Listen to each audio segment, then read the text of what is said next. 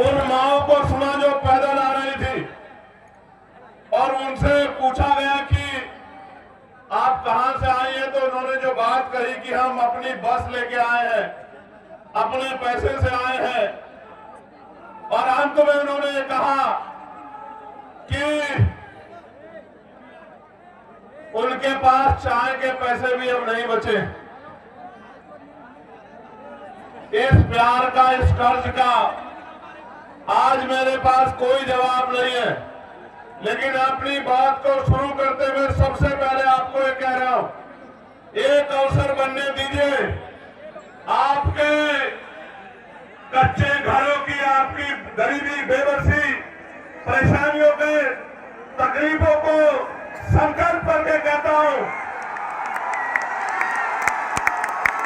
जिस दिन अवसर बनेगा, एक साल के अंदर अगर आपके घरों में चिराग नहीं जले, आपके दिल से आशीर्वाद नहीं निकला, आपकी परेशानियां हल नहीं हुई और आपकी आंखों के आंसू नहीं सूखे, आपकी भूख, जिनके लिए आज परेशान होना पड़ता, वो भूख नहीं खत्म हुई, आपको मान सम्मान का जीवन न मिला, तो राजनीति छोड़ के घर बैठ जाऊंगा। मेरी बात को आप याद रखना।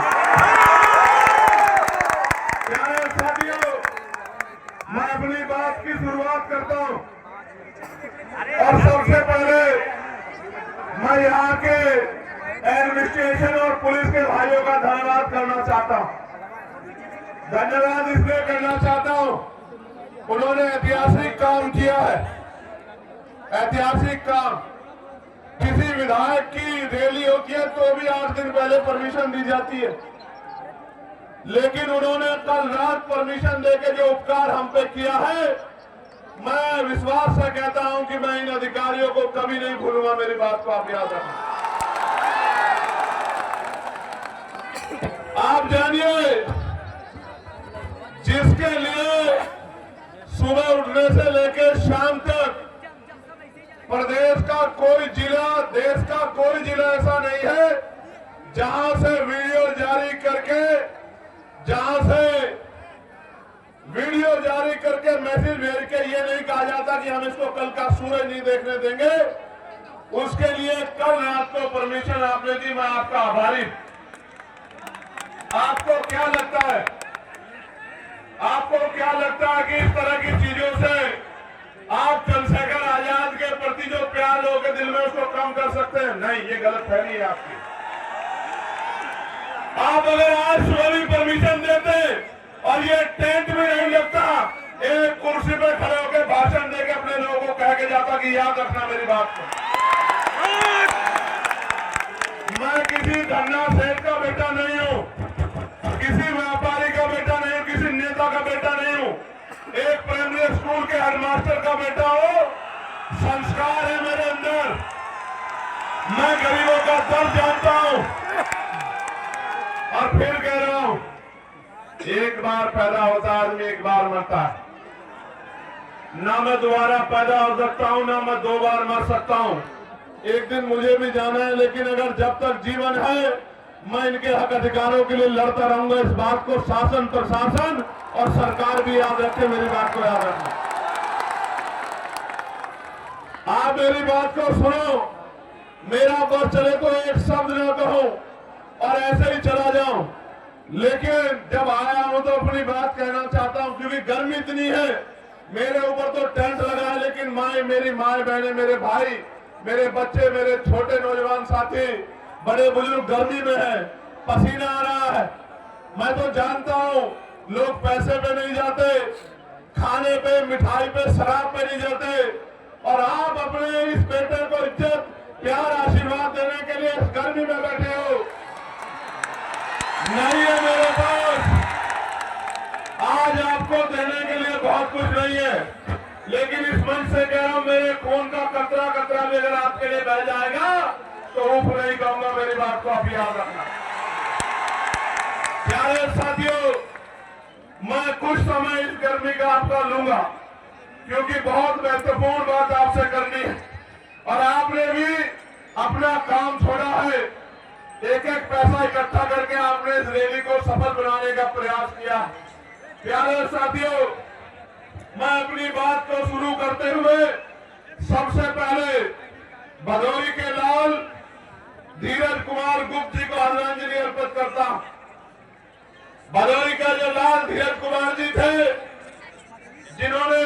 2023 में अग्निवीर ज्वाइन किया और 18 फरवरी को जम्मू कश्मीर में वो शहीद हो गए। ये शहीद जिस परिवार से होता है उस परिवार को तकलीफ का एहसास होता, लेकिन आप ये समझिए उस शहीद भाई को आज याद करना इसलिए जरूरी है क्योंकि पहले आर्मी की नौकरी पक्की होती थी। केंद्र की सरकार ने अग्निवीर के जरिए 4 साल की नौकरी करके जिस तरह से सेना का मनोबल गिराने का काम किया और नौजवानों में जो राष्ट्रभक्ति की भावना थी उसको कमजोर किया, देश इस निकम्मी सरकार को कभी माफ नहीं करेगा। मेरी बात को आप याद रखना। भाई धीरज जी के पिताजी श्याम सुंदर गुप्त जी जो उनसे पहले ही इस दुनिया से चले गए, उस परिवार में जो चिराग बुझे हैं, इसलिए उस परिवार को मैं आदरांजलि भेंट करता। प्यारे साथियों, अगले 20, 25, 30, 40 मिनट मैं जब अपनी बात कहूंगा, मैं आशा उम्मीद करूंगा कि आप मेरी बात को सुनेंगे, क्योंकि अगर आप मेरी बात को सुनेंगे नहीं तो फिर आप घर क्या लेके जाएंगे और मेरी बात पे क्या पहरा देंगे, क्या करेंगे, आपको पता ही नहीं लगेगा। चंद उत्साही नौजवान, मैं उनसे आग्रह करूंगा कि वो शांति से खड़े रहें और शोर मचाने की बजाय मेरी बात पे गौर करें। मैं मानता हूं कि मैं बहुत दिनों में इधर आता हूं तो आपका प्यार बहुत ज्यादा है मुझसे, लेकिन खाली प्यार से काम नहीं चलेगा। खाली प्यार से काम नहीं चलेगा। अगर मान सम्मान चाहिए तो उठ के खड़े होना पड़ेगा। मेरी बात को याद रखना। आपके महापुरुषों के नाम मैंने लिए, उन महापुरुषों का संघर्ष याद करो, उनका बलिदान याद करो, उनका शौर्य याद करो। आप उनके अनुयायी हो, आप चंद्रगुप्त मौर्य जी के अनुयायी हो, सम्राट चंद्रगुप्त मौर्य के, आप सम्राट अशोक के अनुयायी हो, आप भीमा कोरेगांव के उन वीर योद्धाओं के अनुयायी हो, उनके वंशज हो। आप अपनी ताकत को भूल बैठे हो और जिस दिन आप उठकर खड़े हो गए और आपने फैसला ले लिया, मैं लिख के देता हूं कि सामंतवाद की जड़ें उस दिन जो है कमजोर हो जाएंगी, सामंतवाद का झंडा उस दिन धरती में गड़ जाएगा। मेरी बात को आप याद। प्यारे साथियों, आज मैं यहां बहुत बातें कहने आया था, लेकिन आज मैं यहां चुनावी भाषण पे बात नहीं करूंगा। आज मैं यहां अपने दिल की बात कहूंगा और वो ये है कि मैं उन नौजवानों की बात कहने के लिए आया हूं जो डिग्रियां लेकर सड़कों पे घूम रहे हैं, लेकिन रोजगार नाम की चीज उनके पास नहीं।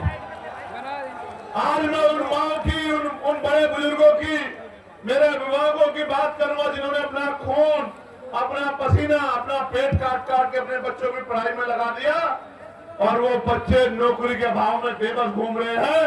वो माँ बाप ये देख रहे हैं कि कब उनके बच्चों को रोजगार मिले।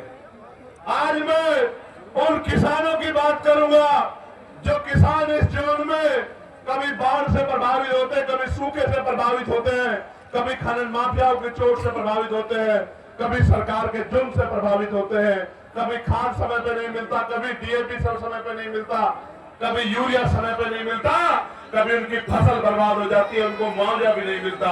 आज मैं उन किसानों की बात यहाँ करने आया। आज मैं अपनी उन बहन बेटियों की बात करने आया हूँ जिनके लिए सरकार कहती है कि हम उनको साइकिल देंगे, हम उनको स्कूटी देंगे, लेकिन ये निकम्मी सरकार हमारी बहन बेटियों की इज्जत की रक्षा भी नहीं कर पा रही है। उनका दर्द कहने के लिए आज मैं यहाँ आया। प्यारे साथियों, हमारी वर्दी में कोई खोट नहीं है।